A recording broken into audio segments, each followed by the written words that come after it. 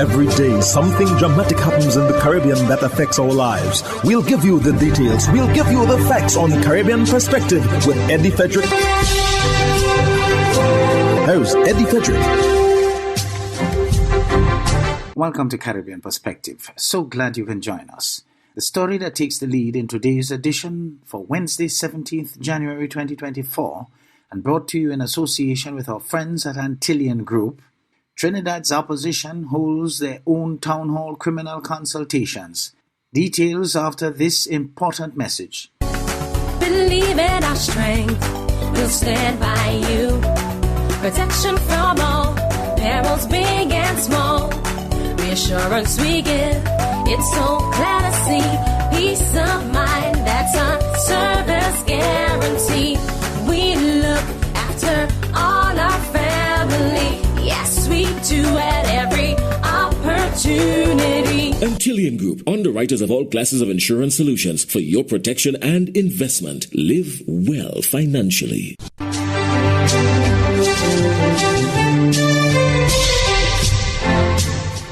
Welcome back. Trinidad and Tobago's opposition leader holds inaugural public anti-crime consultation on Monday. TV6's Anselm Gibbs was there and spoke with St. Augustine MP and UNC member Khadija Amin. We are here in St. Joseph where there's quite a turnout, as you can probably see behind me. Just to give you some background, last year the government and opposition were supposed to engage in talks to address the crime situation here in Trinidad and Tobago.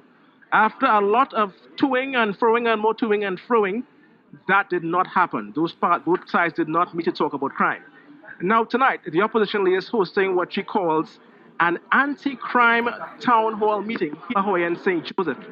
Inside speakers are speaking in the auditorium right now. We came outside to do this live report. And joining me here at this live report, we have MP for St. Augustine, Khadija Amin.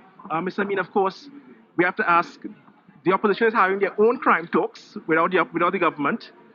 What exactly is the opposition hope to obtain, to accomplish by having these talks here tonight? This initiative by the leader of opposition is a welcome opportunity for members of the public and stakeholders, victims of crime, to come forward to make recommendations for a crime plan for Trinidad and Tobago. Tonight is the launch. It is the first. There will be other meetings. And I can tell you, as the elected representative for St. Augustine constituency, there are a number of constituents who may not be political supporters, but who are so concerned because we have seen a number of murders, robberies, home invasions in St. Augustine constituency. We have seen shootings, high-powered rifles in some cases, and St. Augustine is living in fear at this time, and many other places along the East-West Corridor, the Tunapuna and St. Joseph areas. So I am here with my constituents who want to make recommendations. We have formed several neighborhood watch groups in the constituency, for instance, and some of the representatives of those groups have come forward. We have some farmers' organizations who have been hard hit by predial larceny, and they themselves feel that not enough is being done in terms of policing. What we have seen some increased patrol, but I get the feeling that the police in this district do not have the resources required. And of course, the Tunapuna police station and the St. Joseph police station may do what they can, but can they stop the illegal guns from coming into the country? Can they stop high-powered rifles from falling into the hands of teenagers who are committing these murders and sometimes double and triple murders? So it requires a national approach, because you cannot speak about creating jobs, you cannot speak about improving the economy without dealing with crime. If people are living in fear, if people are closing down their businesses, businessmen are being gunned down. So there really is the need for a national plan, and this is the opportunity for citizens and others to put their voice forward. We will be having more consultations, more town meetings. Tonight is overpacked. The hall is overflowing. Of course, and you talked about, getting recommendations, hearing from citizens about what they think should be done to try to control, curb the crime situation in TNT. So after you get all these recommendations, you come up with this plan. What do you all plan to do next with that? Well, of course, I think the population has to be a big part of deciding this. I feel very certain that the government has had enough time to prove to the population whether they can deal with crime or not. They have failed. it is very clear that they do not have a plan, a national plan, that they do not have a way forward to deal with what the level of criminality that we are seeing. The statistics speak for themselves. Under Kamala Persad-Bissessar as Prime Minister, crime was down. Under the former UNC government led by Bastille Pandey, crime was down. So clearly the PNM is the problem. When people contribute to this national plan, of course, the leader of opposition continues to remain open to make recommendations to the Prime Minister, Keith Rowley, and his government. And Dr. Keith Rowley must lead the charge. He is the head of the National Security Council. It is not enough for him to delegate it to somebody else, for him to go and play golf. So you'll intend to come up with this plan and, again, take it to the government to try to do something about it? I think the leader of opposition has made it very clear that the UNC wants to sit with the government. The president has been calling on both parties to sit and deal with crime. And I think Rowley has to be man enough to sit down with the opposition. Whether you like Gary Griffith or not is irrelevant. Our country is at stake. And of course, the next step will be that when the UNC goes into government, this crime plan will go into action. So we can immediately have a reduction in murders and violent crime. Of course, MP for St. Augustine, Khadijah Amin, speaking optimistically, saying that next when the UNC gets in the government, we'll see what happens with the election coming up next year. Thank you again for your time, Mr. Amin. We appreciate it. Again, tonight it's the opposition leader hosting an anti-crime town hall meeting. And she mentioned former police commissioner and NTA political leader Gary Griffith. He is a presenter here tonight, along with Professor Hubert Daisley, as well as Dr. Indio Rampasad and Rene Enriquez Rodriguez. So they're having the panelists, the presenters speaking at the moment, and the opposition leader is here. And she said at some point, members of the public will get a chance to come up to the microphone set up in the auditorium to give their recommendations on how they think crime should be tackled here in Trinidad and Tobago.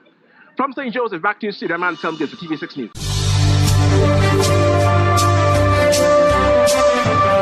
You're listening to Caribbean Perspective with Eddie Frederick. In association with our friends at Antillean Group, underwriters of all classes of insurance solutions for your protection and investment. Live well financially.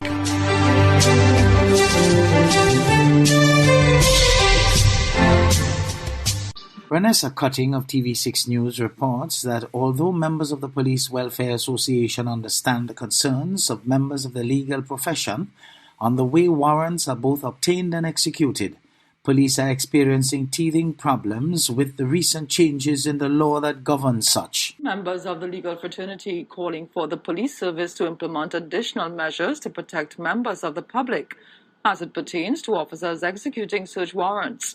The Trinidad and Tobago Police Service Social and Welfare Association is weighing in. Vice President Tish Malpit says, while the recommendations sound good, they may not be the most practical. If there's the luxury of time, no problem in communicating with the station in order to ascertain if police officers will send to your location in order to carry out whatever activity. I must say, though, that a lot of police operations are done with a high level of confidence. So largely, we have what you may call a need-to-know basis.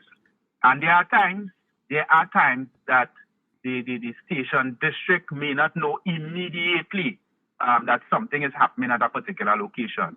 He says when executing search warrants, officers attempt to have at least one marked vehicle, as well as officers dressed in the trademark grey and blue uniform to further legitimize their presence. He adds, under most circumstances, police officers read out warrants to members of the public. If we are going into a situation that is very, very high risk, it cannot be a case of the officers stalling that very important operation that is very high risk, meaning that persons can lose their lives, for the purpose of reading out a search warrant on an individual. So what would happen is that premises or that home will be under complete control, and the officers are satisfied that we are in control before that is actually carried out.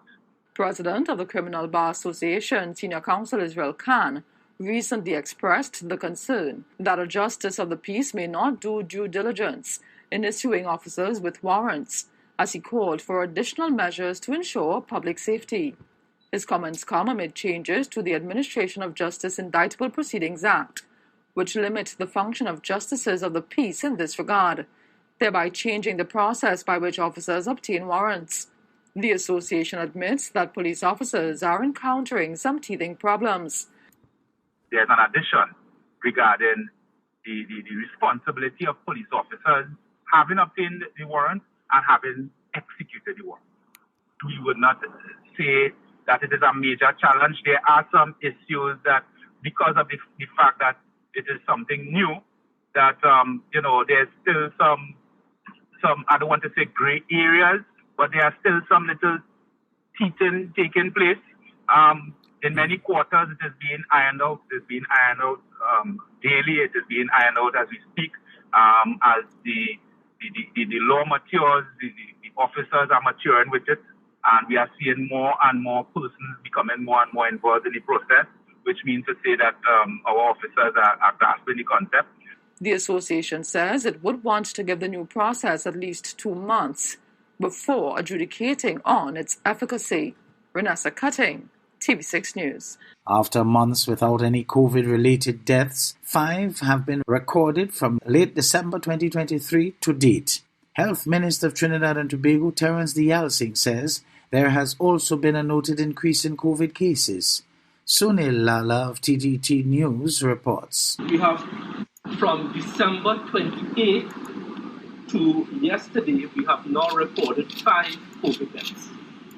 Health Minister Terence Dialsing said 2 COVID-related deaths were reported from December 28th to December 31st, with 3 being recorded for January.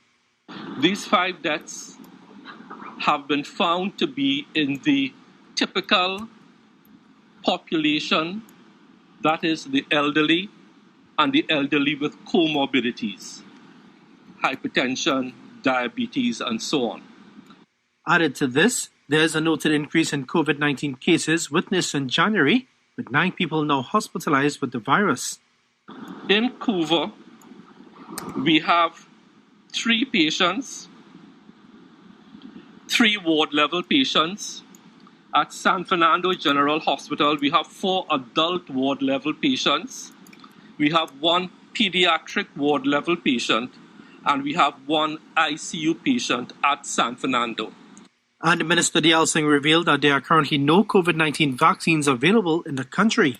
We would have had to dump and destroy 795,000 doses of COVID vaccines, the last of which expired in September 2023. People were just not coming forward for COVID vaccines. The minister said plans are afoot to procure vaccines, but it is not a simple task. How much do I need? Right now, 2,000. They're not going to sell us. They're not going to turn on a factory to make 2,000 vaccines. Minister Dialsing said he's seen people wearing masks recently and is advising the most vulnerable to take precautions. He said there's been no signs of the new JN1 COVID-19 variant so far in the country, but did not rule out the possibility that it may already be here. Sonolala, TTT News. A prominent religious leader in the Bahamas is calling on the authorities there to act in the midst of a crime wave gripping the archipelago. ZNS News has more. Dean and Rector of Christ Church Cathedral, Reverend Harry Bain, offered a number of suggestions on curbing crime. His comments came during the church service marking the opening of the legal year Thursday at Christ Church Cathedral. Implement a meaningful form of swift justice in the court system. This can involve specialized gang units within the office of the Attorney General, hefty penalties for gang-related offenses, hefty bail requirements, and targeted prosecutions using the full brunt of the law on all criminals. Gang violence and involvement should be classified, in my view, as organized crime and prosecuted as such. I do not support capital punishment, as, in my view, it is contrary to New Testament teachings. Life is a gift from God.